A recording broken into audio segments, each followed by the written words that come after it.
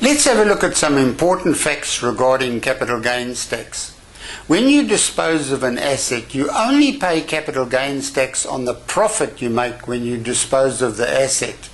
You do not pay capital gains tax on the sale price.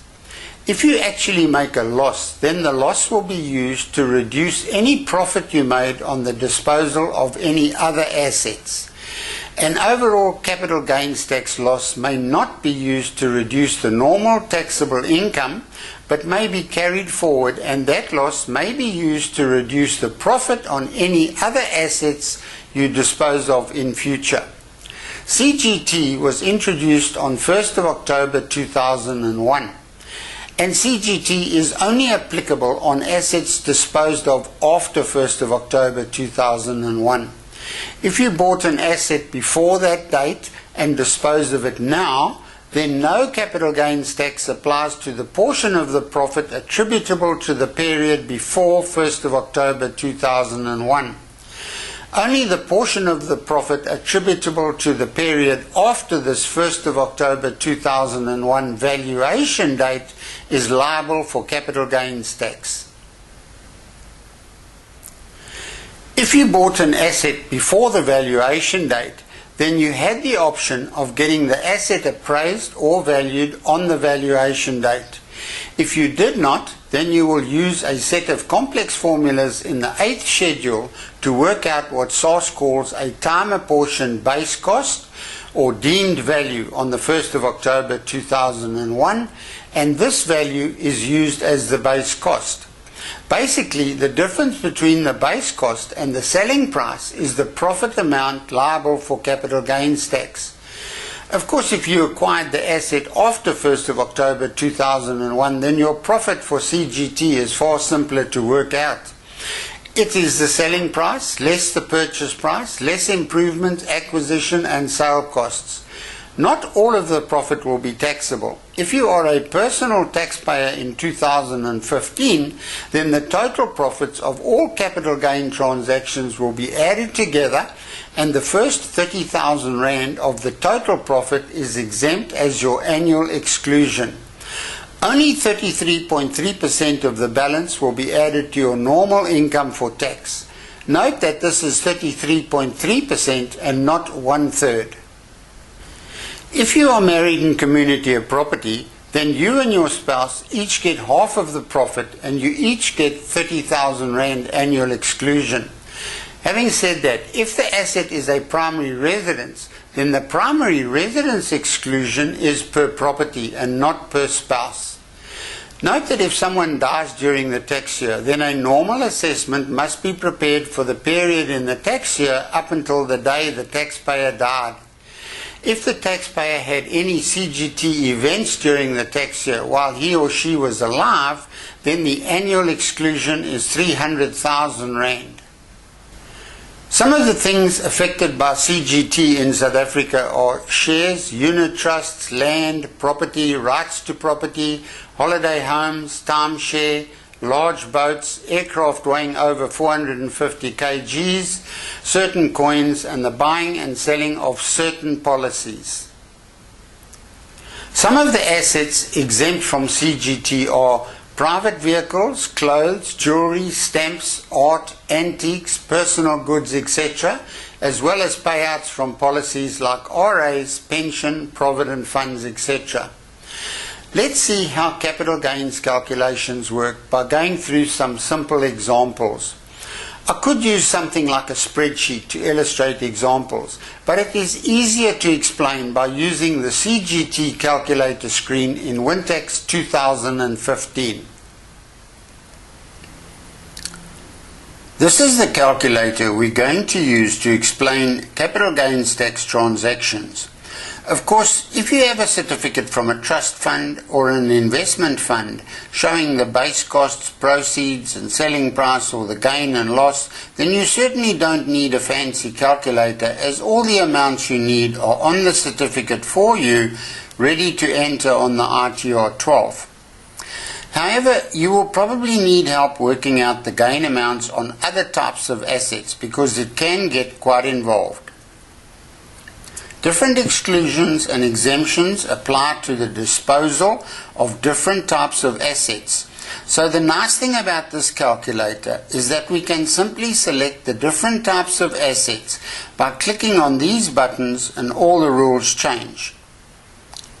You can see that we've selected this particular asset as an other asset, as it is a second property as opposed to a primary residence or small business sale.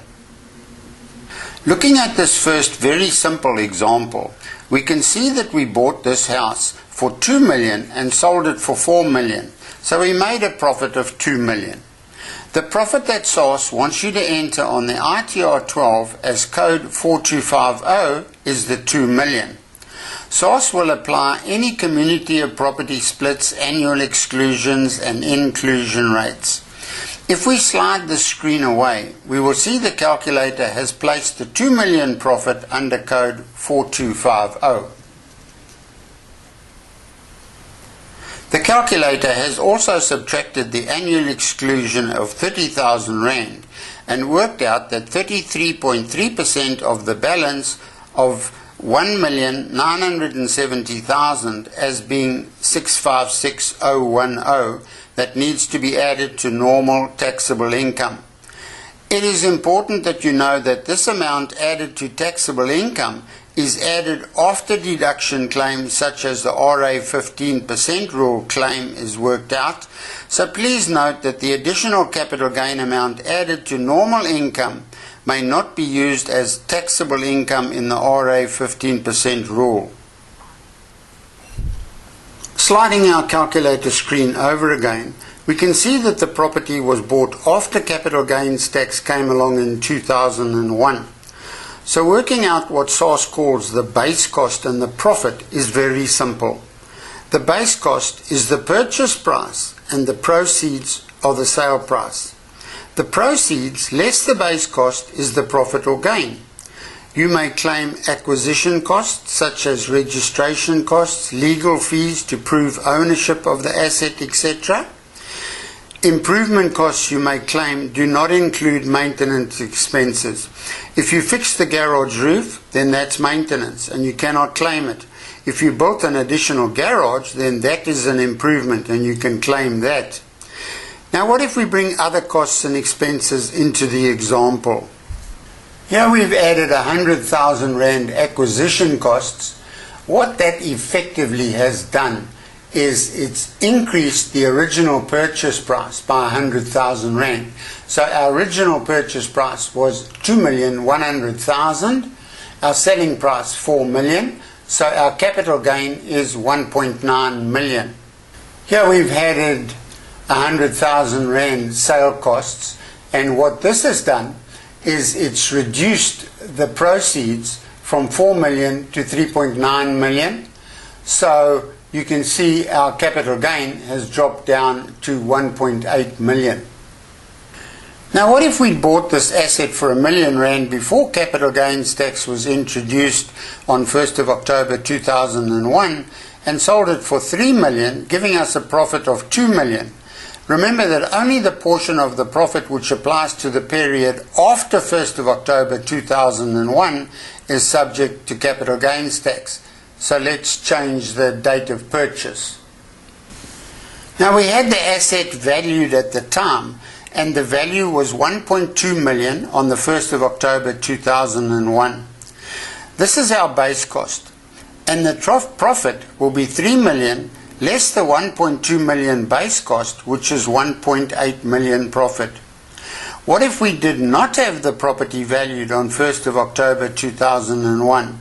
Well, then we have to use what SARS calls the time apportioned base cost or TAB method to work out a deemed value or base cost on 1st of October 2001.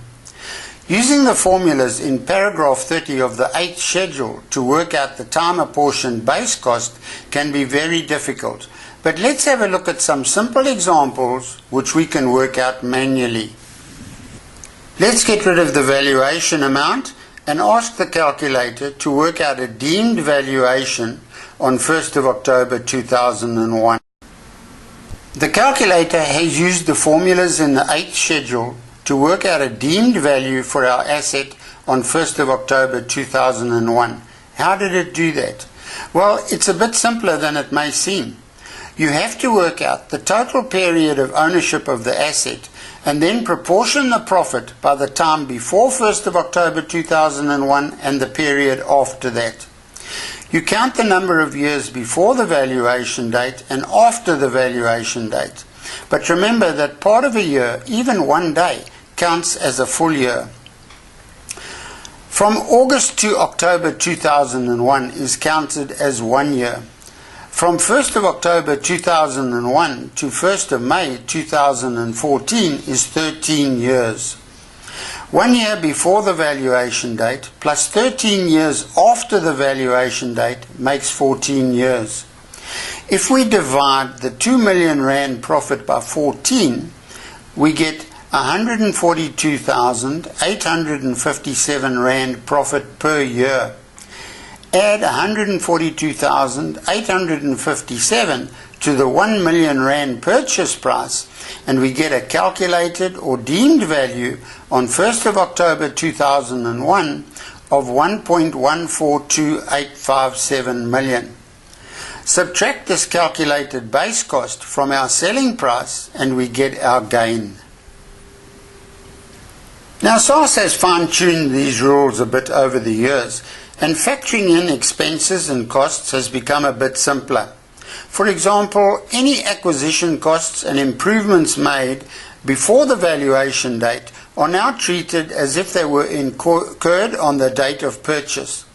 If we say that acquisition costs and improvements before the valuation date are 100,000 Rand each, and we reduce the purchase price by 200,000 Rand, there you see I've added 100,000 Rand for acquisition costs and 100,000 Rand for improvements before the 1st of October 2001, and I've reduced the purchase price from 1 million Rand to 800,000 Rand. And when I click on OK, you can see our figure down here for our gain is unchanged. Let's change everything back. The same sort of thing would apply with sale costs. They are deemed to have taken place on the date of sale. If we added sale costs of 100,000 Rand and increased the sale price by the same amount, we can see our answer would be unchanged. However, if we add improvements made after the valuation date, then this does not just alter the sale price. The formulas amortize the 100,000 Rand over the period by effectively shifting the valuation date in the background and producing a new base cost, which means a new gain amount. If you want to use these formulas manually, then the formulas are freely available in the 8th schedule and on SARS's website in a document called Comprehensive Guide to Capital Gains Tax. Let's have a look at this guide on SARS's website. Now here's the formula for the time apportioned base cost method in the document on SARS's website on page 208, and the values for these symbols that you use in the formula are listed here. There's B, P, N and T. Let's go back to our calculator and look at a new set of figures. Okay, we're back with our other asset, and we see in this example that we bought this asset in 2005 and our gain was 3 million Rand. What if this had been a primary residence? All we need to do to change this to a primary residence is select the primary residence button. We can immediately see that the amount going towards capital gains tax has dropped from 3 million to 1 million. This, of course, is because the profit on a primary residence sale qualifies for a 2 million Rand exemption. If it is sold for less than 2 million Rand, then capital gains tax does not apply at all, and this is an important thing to remember.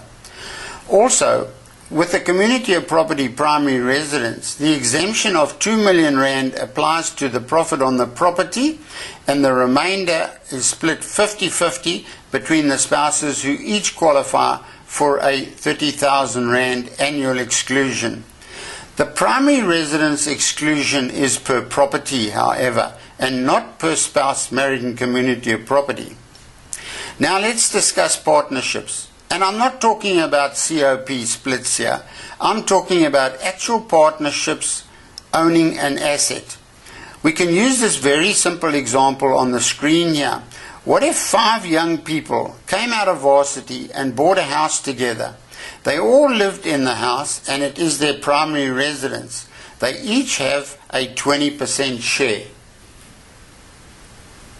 So let's change the partnership to 20% and recalculate.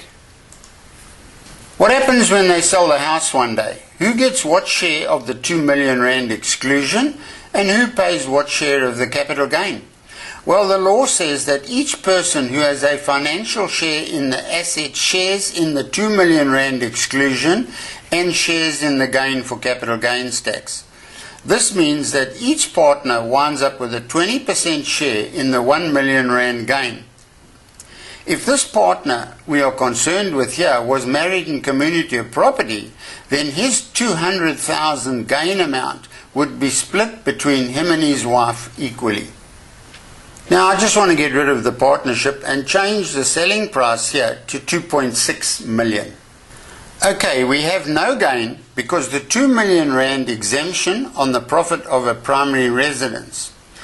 The profit is only 600,000 in this case, and the 2 million rand exemption means there's nothing in the profit to go for capital gains tax. I just want to draw your attention to this field here where we can enter the size of the property. I'm going to enter a size of 3 hectares and see what happens to the gain. Suddenly we have a gain of 200,000 rand. Why? Well, the law regarding the 2 million rand exemption on the profit of a primary residence says the 2 million rand exemption applies to so much of the property as does not exceed 2 hectares. Because this property was 3 hectares in size, that means 200,000 profit per hectare. The 2 million rand exemption applies to the profit on the first and second hectare, but the 200,000 rand profit on the third hectare stands on its own and is liable for capital gains tax. The same laws apply to primary residence with regard to determining the base cost. We bought this primary residence for 1 million in August 2001 and had it valued at 1.2 million on the valuation date. This 1.2 million becomes our base cost, and so the profit of 5.8 million becomes 3.8 million after the 2 million rand primary residence exclusion. If we remove the valuation and use the tab method, we can see our gain amount changes as we now have a new time apportioned base cost. There's one final method SARS uses to determine the base cost in cases where you cannot prove when you acquired the asset or what you paid for it. If we remove the purchase date and the purchase price, then you will see that SARS uses the 80% 20% method, which means that SARS will use 20% of the proceeds as the base cost. In this case, 20% of 7 million is 1.4 million. 7 million less the 1.4 million base cost is 5.6 million profit. Less the 2 million primary residence exemption means a gain amount of 3.6 million. I just want to point out 2 things here. Firstly, the 20% 80% rule method is very expensive and you want to avoid having to use this method. Secondly, if you bought a property before the valuation date and lodged a valuation for the property with SARS at the time, then you have to use that value even if the tab formula happens to reveal a better base cost when you eventually sell. SARS does not allow you to cherry pick which valuation you want to use. Here we have a primary residence which we bought in 2005 for R1 million and sold it recently for 2.5 million. With a profit of 1.5 million and a primary residence exclusion of 2 million, we would expect zero capital gain. But we can see a capital gain of 150,000 Rand. You see, with a residency period in the equation, the primary residence exclusion pretty much goes out of the window unless the residency period multiplied by the profit exceeds the primary residence exclusion. In this case, 90% of the 1.5 million profit is 1.35 million, which is less than the 2 million primary residence exclusion. This means that we ignore the primary residence exclusion and the amount for capital gain is the non-residency period of 10% of our profit of 1.5 million. What happened in this particular case is that we rented out 10% of the house and we had a residence of 90% of the house. Maybe we even rented out 10% of our house to our private business while we lived in the other 90% of the property. Anyway, you can see here that our gain amount is 10% of the 1.5 million profit, so our amount for capital gain is 150,000 Rand. Let's have a look at a case where we made a bigger profit. I'll change the sale price to 32 million. Here you can see that the residency period of 90% times the profit of 31 million is more than the 2 million Rand primary residence exclusion, so our capital gain is the profit of 31 million less the 2 million primary residence exclusion as normal. Only when the residency period percentage times the profit is less than the 2 million Rand primary residence exclusion does the 2 million Rand exclusion fall away, and our amount for capital gain is the non-residency period percentage of the profit. With our selling price back to 2.5 million, let's recap. We can see we had residence for 90% of the time and we were non-resident for 10% of the time. If 90% of the profit was less than the 2 million Rand primary residence exclusion, and we can see that 90% of 1.5 million is less than 2 million, then we ignore the primary residence exclusion and our gain is 10% of the non-residency period of the profit, which is 150,000 Rand. Starting again with a different taxpayer who started a small business in 2005 with 1,000 Rand and sold it recently for 3 million. We can enter these details as well as acquisition costs, improvements, etc. into the CGT calculator and it will work out our profit for capital gains. We may be entitled to a deduction of 1.8 million once in a lifetime, depending on conditions. So let's go through some of the fine print as is shown here when you click on the info button.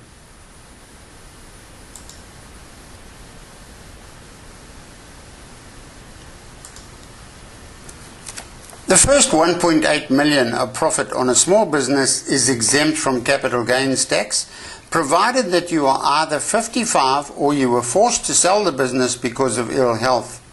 The exemption is per person and not per business. The total value of all the taxpayers' businesses may not exceed 10 million. In the case of a partnership, each partner may be entitled to 1.8 million deduction, provided that the sale of the business is finalized in 2 years. Any unused portion of the exempt amount may be carried forward to a possible future business sale, provided that the total value of all sales are less than 10 million Rand. Selecting the stocks and shares option, we enter that we bought shares in the year 2000 for 100,000 Rand. Along came the events of 9/11 in September 2001, and we were lucky that our shares only lost 50% on 1st of October 2001, and they were valued at 50,000 Rand on the valuation date.